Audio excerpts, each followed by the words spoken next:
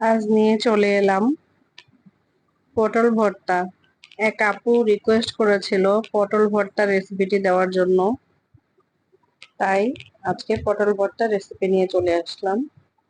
প্রথমে কিছু পটল নিয়ে ভালো করে ধুয়ে হাফ খোসাগুলো ছাড়িয়ে নিয়ে দুই পাশে কেটে ছেঁচে নিলাম। ছেঁচে নেওয়ার পর আমি এখানে ভেজে নেব কিছু রসুন। আজকে আমি কিছু পটলের উপকারিতাও বলবো আপনাদেরকে। পটলে ভিটামিন এ ও ভিটামিন সি রয়েছে, যেটি খেলে হজমের উন্নতি হয়, হজম শক্তি বৃদ্ধি করে, জ্বর কাশি ভালো করে, হার্টের শক্তি বৃদ্ধি করে। আপনারা চেষ্টা করবেন সপ্তাহে 1 থেকে 2 দিন পটলের একটা রেসিপি খাওয়ার জন্য। সেটা তরকারি করে খেতে পারেন, ভর্তা করে খেতে পারেন, ভাজি করে খেতে পারেন।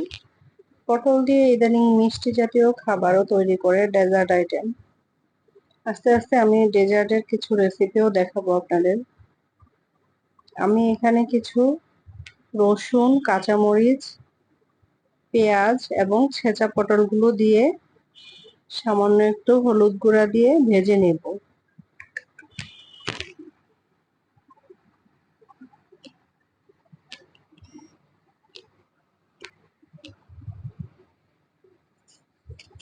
ভেজে নেওয়ার আগে একটু লবণ দিয়ে দিলাম।